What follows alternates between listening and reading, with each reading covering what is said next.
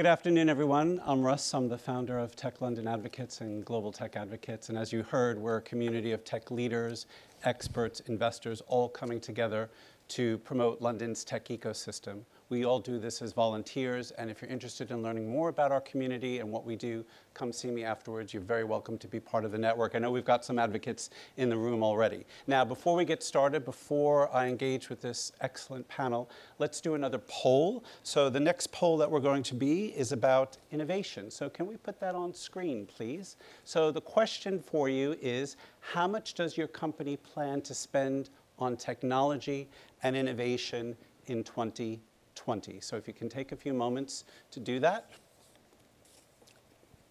Let's see what we see here.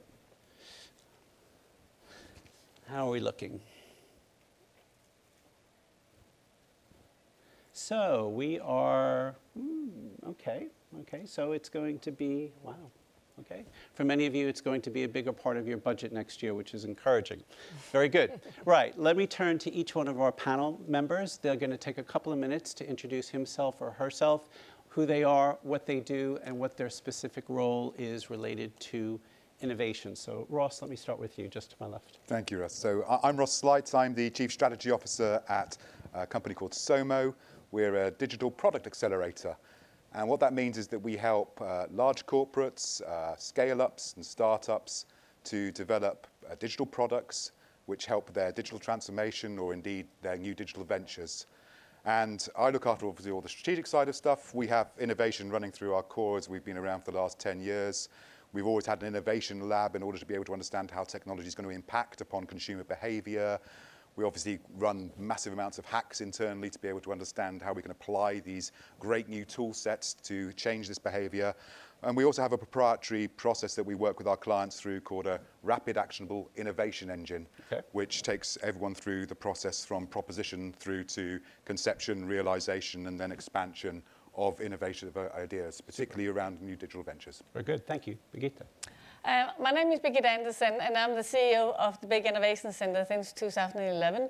We are like an award-winning think tank and innovation hub. We actually think of ourselves as a consultancy company, but we won Think Tank of the Year last year because of major impact on policy and regulation and impact on corporate strategy. And we are shortlisted this year to win in December as well, so we clearly cross fingers. For us, the high level is really disruption. We are really in the market for us in the area of blockchain, artificial intelligence, robotics, and Internet of Things. And we are looking at how disruption is actually changing everything around companies and also government, about changing markets, what good looks like into business models, transaction costs, ethical standards, rules, norms and practices, policies, data regulation, everything changes around everybody.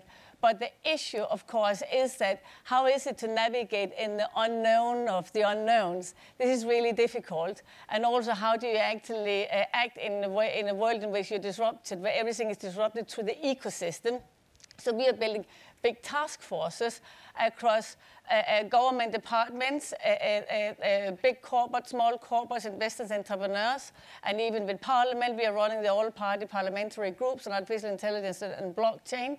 And we're building task forces where we together can build the ecosystem to ensure the UK and companies here have high growth. And we have now launched the franchises in the Middle East to do exactly the same. Great. Thank you very much. Shivi. Hi, I'm Shivi. I'm the Managing Director for Nissan in the UK. I manage all the commercial activities. From our side, for Nissan, innovation has been at the forefront right from the beginning. In fact, our brand tagline says innovation that excites. But for me personally, innovation is not just about a business competitive advantage, but it's also about sustainability. And Nissan actually believes in that. I mean, just to give you an idea, there are 85 million cars built and sold every year. And clearly that's unsustainable because 90% of these cars move around with one person. And just look at the other side, about 4,000 people die every year on road accidents alone. So it's not just about living a better future for the communities that you live in and to see how it's safer and more economical to transport people from A to B. Great. Thank you. Thank you for that, Shivi. I'm going to do something a little bit different. I'm going to come down into the audience and do my questions from the audience. It gives me a better perspective on what's going on here. So let me start off. The first question for you, Shivi. I'm also a Nissan customer. I love your cars. Many large corporates tend to struggle to really drive an innovation agenda throughout their organizations. Can you just share with us a little bit more about what you see as the key success factors that you as MD at Nissan have adopted with respect to innovation? Okay, I think you have to see innovation in the context of building a whole ecosystem. Okay. Now, for large companies like Nissan has 140,000 employees worldwide, and bureaucracy is kind of a necessary evil to run a large corporation like that. So how do you take such a large company, which tends to be bureaucratic, and then also encourage innovation? So a number of things. I think the first thing is, as leaders, I mean, there is no bad idea. I mean, we have to start from the top and say, we encourage people to speak up. Okay. We encourage people to say, listen. But more importantly, we've actually put what I would call as a structure to encourage innovation. I'll share probably two examples. One is we have what we call as a regular chairman's award for innovation. So where employees share ideas, they come to a committee, also consisting of employees. They are shortlisted, and then they go on to win the Innovation Award of the Year. But then these employees are also allowed to go off their normal day job for 6 months. They are provided a fund, and we have to make sure that the financial metrics support that. And then they're actually, we help them incubate these ideas and then try and commercialize them. So there is, a process in place, and that's for people within the organization. But for people outside the organization, for example, today it's an age where you have so much technology outside. We actually have 2 innovation labs, one based in Paris, okay, and for Europe, and one based in Israel. And these actually work with startups. We give startups to come to these innovation labs. They're allowed to pitch to us. They're actually allowed to share their ideas. We actually help them develop prototypes. We actually, incubate them. We counsel them. We coach them. So there is a lot of structure in place to actually help this. Okay, that's great. Just a quick follow-up on that, because innovation, there's also a degree of failure as it relates to innovation. So thinking about what you've just said, those employees that go off, say, for 6 months to work on something as an incubator, if it doesn't work, or if somebody wants to do something and it fails, what is the culture like within Nissan in terms of how do you deal with failure as it relates to innovation? Yeah, so I think one of the things that makes Nissan distinctive from some of the other large manufacturers, we have a fairly entrepreneurial spirit, but more important is how do you actually handle failures? Yes. Because for every successful idea that comes through, you probably had 10 that don't. And I think that, within the company, we are much more relaxed about how we see failures. I mean, I'll give you an example.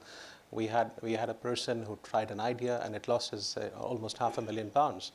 And the typical reaction you would get from some people is, should we get rid of this person? I said, no, we just invested £500,000 in his training. So you have to have that kind of approach to risks and also to ideas. Otherwise, it's not going to happen. The second thing is we try and not use the word but. So that's a great idea, but Yes. This is a nice thing, but it doesn't work here. It doesn't work in my company. This is not the way Nissan does. So I think that we got to be careful in how we kind of send these messages, to our own employees. Very good, thank you. Ross, let me turn to you, because Somo Global, you work with a lot of brands around the world. I wanted you to share with all of us an example of how you've worked with a client on innovation, just to make it tangible for the audience, and specifically, what was their approach and attitude towards getting innovation right? Yeah, okay, so I'll probably pick an example from a digital venture rather from digital transformation, because it's a little bit cleaner, a little bit easier to explain. So there was a major auto manufacturer who was very, very focused on the B2B, and they wanted to explore B2C. And they wanted to do that through digital, but that would mean entering into a very, very competitive B2C field. So we took them on a journey which was effectively from the brief to a successful launch of a product within 6 months. And that's really what we talk about when rapid actual innovation. And the reasons why that was working was that there was complete transparency and consistency of objectives, of measurements for success, and understanding across the whole of the organization, from CEO down to the individual people that were working on the project. And that alignment was fundamental to getting that rapidity for that particular innovation.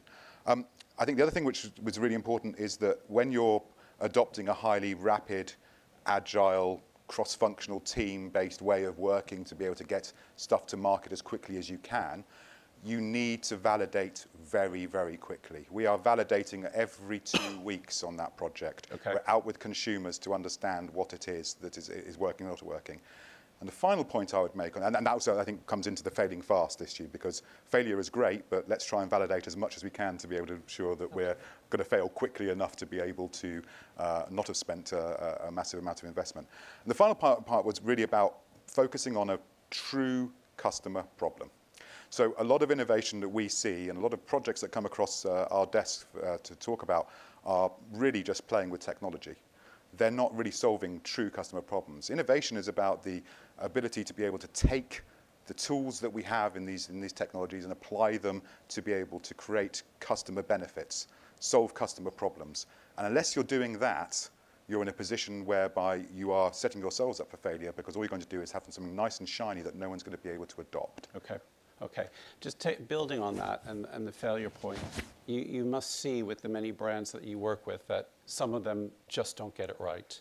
You know, they might talk the good talk about innovation, but in reality, they're not getting there.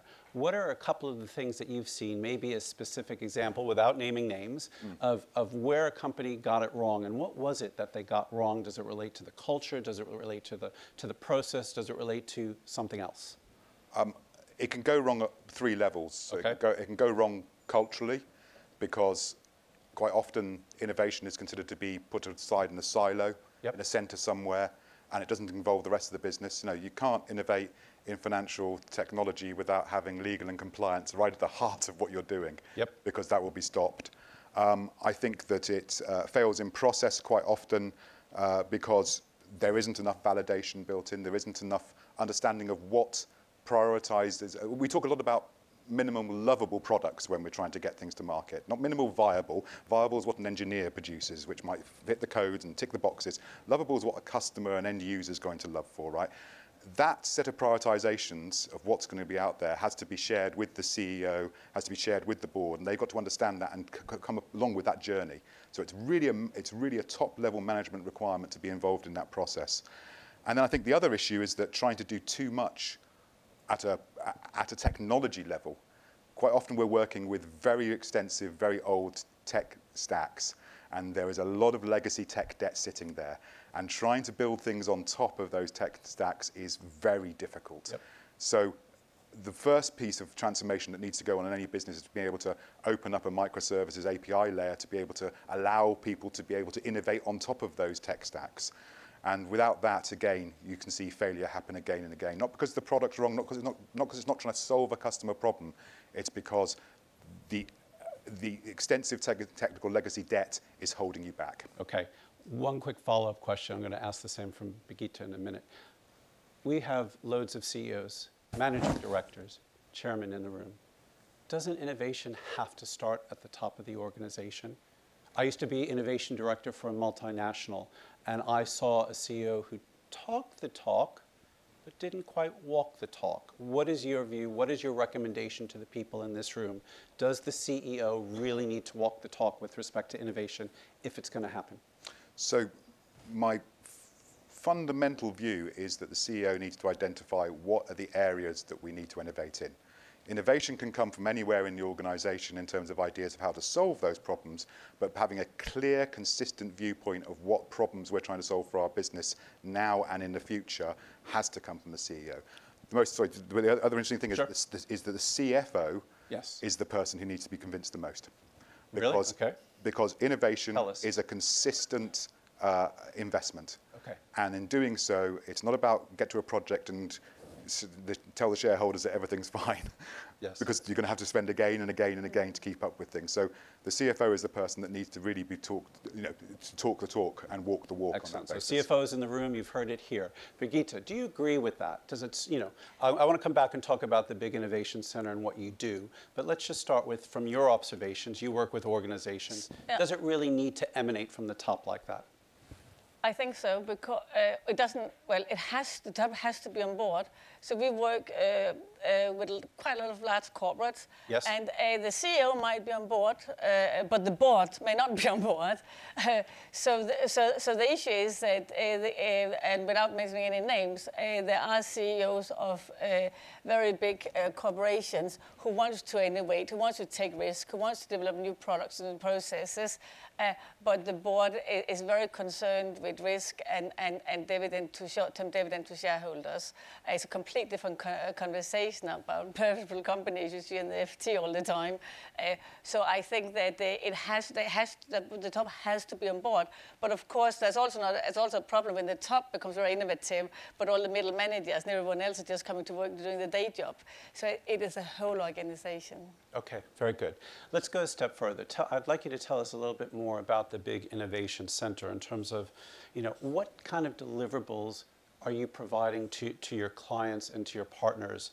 And why do they come to you in the first place? And should some of the people in this room be speaking to you about what you're doing at Big Innovation Center? Well, I certainly hope so, and I certainly think so. Basically, companies that work with us are those who are kind of thinking about the future. And these are companies who are making huge strategic decisions in the area and how they want to implement, for example, AI applications or robotic applications or blockchain applications. And they're thinking forward also and how they should be governing these applications both within themselves and, of course, via the market. So what we're doing, so we're building major task forces in these areas where we're looking at everything from citizen participation, which is so important now with data, to the way in which companies need to change themselves in terms of skill structures, to how they're governing, the ethical principles. So we build big task forces, and I can give you a couple of examples of these task forces. So for example, we are building now a task force in the area of healthcare. So this is a task force how blockchain can affect the mobility of healthcare workers between hospitals or between hospitals and patients, in which today has to be a lot of checks. But because of blockchain, everything becomes very easy. But how do you build that ecosystem? The same thing, a blockchain on sport, elite sport, athletes going to all the Olympics and the big games, etc. What does a digital passport look like? And now we're also going to start an emission trade, so blockchain on this whole area of climate change. And I could go on with examples, but the issue is that it's the same principles that apply to different industries. So many companies think that they could, rather than developing an in-house team, thinking forward about what strategy the company should take, they prefer at the high level to join up on a task force to see what's happening and then think forward about their own strategies. Okay, and just one other point on what you do. You talk about national growth hubs. Yeah. Just tell us a little bit about what that means, how you arrange those, and is London a national growth hub for you? Yeah. How does that work? Well, basically, and we also something we talked about in this room early in the morning about the ecosystem is so important. Yep. And when we're thinking about how, and today, of course, a national competition is a major issue, but it's also a major issue for companies to be located in growth hubs. And we know from America, we have learned that we have like Silicon Valley and Boston is very much growth around big universities. We have Bangalore. It's very much about the supplier network, the supply chains. We have Central Europe about around big corporates. We've got China, growth hubs all around a district development and livelihood, getting people out of the economy into the economy. And I could go on. Central Asia is huge now in growth hubs around GovTech, and Middle East is now looking to build from scratch new governance structures, made smart cities. So what we have done in the UK and where we work with government is that the UK perspective has been to build the supplier networks of supply chains of businesses, of investors, of talent from academia, from elite entrepreneurs, and literally these huge supplier networks and also corporate governance and modern management. And by doing this, we have actually managed in the UK, where we were kind of behind or a follower in the early internet, UK has been is a close third place when it comes to AI and blockchain. So we are doing a lot to build Third place growth after hubs. whom? Yeah. After whom? After China and after the United States. Okay. So we used to have China and US leading in these disruptive area, followed by Canada and Germany and other. Now UK is overtaking both Canada and Germany, and in about 5 years' time, we will be up with the two other top ones. And that's something really big innovation. I've said many times. Both on the BBC, we did several times. We have been in all the mainstream press with this. This is what, and this whole area of building growth hubs. We are also now working with the Department of National Trade and the Dubai World Expo 2020 in order to showcase the UK growth hub in the UK pavilion in Dubai.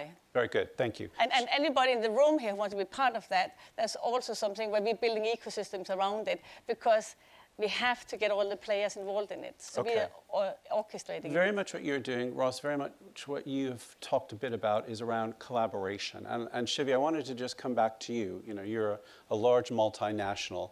You know, there are models out there that focus on collaboration. Do you work with other organizations outside of Nissan, whether they're agencies, whether they're other companies for benchmarking, when you look at innovation, or do you tend to kind of keep it internally and amongst yourselves because you put enough resources there to do so? How do you get that balance right? Okay, I think we do both. Okay. I think I talked earlier about what we do internally, but I'll give you an example of what the companies do to get talent out from outside. So the alliance, which is basically Nissan, Renault, and Mitsubishi, we actually separated a company called the Alliance Joint Ventures. This is basically focused on trying to help startups invest in companies outside our internal organization, and we have publicly committed to invest $1 billion over the next 5 years. So these two innovation centers actually act as a catalyst and provides a platform for these people, and that's publicly stated by the Alliance. Okay, just building on that, and I wanted to focus on kind of the last part of this discussion is collaboration with larger organizations and startups. And we've got a real mixture of all sizes of companies here today. I know a lot of large organizations want to collaborate with startups, but when I talk to a lot of the startups in my ecosystem, they get frustrated. They find it hard to work with large corporates. They find it bureaucratic, time-consuming, and they're not sure what the value is. From your perspective, and then Ross and Brigitte, I'd like for you to jump in to wrap this up. How do you make this work successfully with those startups? How do you treat those startups in terms of engaging with them on innovation so that there's truly a win-win between your organization and the startups you're supporting? Okay, the first one is I would come back to your point. I think for us, we are very clear on which areas of innovation that we are looking for, technologically help. So Nissan is clearly focused, for example, on autonomous vehicles or data security for mobility. So we have to kind of set our stall out and say, we are looking for innovation in these areas. So we make that very clear. And then we ask people to submit their applications. We then have a committee that goes through them in detail. We then actually ask them to come and pitch, to a select committee, and then we take it on from there. The process is not, I wouldn't say it's too bureaucratic, but it does take a little bit of time. Sure. Okay. And do you Because get feedback from them on the process in terms of how streamlined it is? Yeah, the process is streamlined, but we get plenty of these. You can imagine that you get plenty of these applications, and it does take time to process through this. So I don't think it's an issue of how streamlined the process is. It's an issue of just the quantum of applicants we get. Fair enough. Okay. Brigitte, what is your perspective on big corporate startup collaboration? From what you've seen, does it work? Can it work? Is it fraught with difficulties? I think it can work really well. There are different models of it. Of course, we have the incubators and accelerators is one way, but there's also, for smaller companies, it's great to get a contract with a larger company because you become part of their supplier network. And that's what we're so good at in the UK, to build supplier networks around innovative companies. So I think that's very good. I do agree with this thing of that there are lots of startups, and who do you want to work with? And that's definitely an area where we are running task forces, because there it's easy to work with large corporate, because literally they know what they're doing in many ways, and they also are better customers and clients when it comes to paying. But when it comes to the how do you find out who are the right startups and scale-ups in that? And the only thing we can go by, and this is really, it is very hard, we can go those who already had some success in investment, and we know that they've already switched through, and therefore they have some kind of resources for themselves to, and something going for them. Otherwise, it is really difficult. Okay, okay. Russ, you must have seen at least a few examples of where some of your clients have gotten it right and gotten it wrong. Give us a sense, does that bridge between large corporate and startup work? I think it can work, but only if there's explicit alignment from both parties. So I'll give you an example. You know, if you're going on a date, one party in that date might be looking for marriage, the other one might be looking for a Tinder hookup. And I think that's the major problem, right, which we've got, which is what does a corporate want out of a startup? Does it want knowledge? Does it want potential investment? Does it want the ability to be able to learn from that? Does it want to solve a particular problem within the corporate? And likewise, from a startup, are you a B2B or a direct potential competitor? Do you want scale from those customers or not? So you've got to be understanding of what you're looking for. Some of the best startup and large corporate collaborations are very explicit in what they're after and very explicit in what they're going to offer, and that means that helps hopefully a little bit with the filtration process that is required on that basis. Can I just add one thing? Yes, of course. There is, of course, a big issue with now when we talk about the tech giants, because in the UK and also internationally, we've had this issue which we call killing them in the crypt, and that's really when startups are quickly sold off to Twitter or to Google or to all these large corporates. And that clearly is an issue, and we have to find out why is that happening? Is that happening because of the startups need investment? Is because of the other ones are powerful?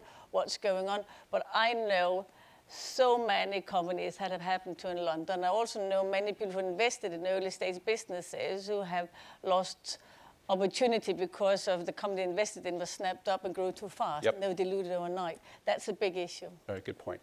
We've got just over 1 minute left. I've got one last task for you. Very few words, one parting bit of advice to the audience here on innovation. What would you leave? What final thought do you have for this group in terms of innovation from your collective experience? Ross, I'll start with you. Think about your customer. If you don't think about your customer, you're lost. Very good. Brigitte. I would say open innovation. I would say you cannot innovate in isolation. It's also not just innovating by getting ideas from outside. You have to become an ecosystem player and solve the major ecosystem problems around health, smart cities, environment, etc. That's how you get business. Wonderful. Shivi, final words. Okay, I'll not repeat what they said, but I'll probably share an experience with you. I worked in different parts of the world for the automotive company, and the experience that I had, and I had the privilege to work in Dubai a few years back, and this particular office had the highest number of ideas being generated.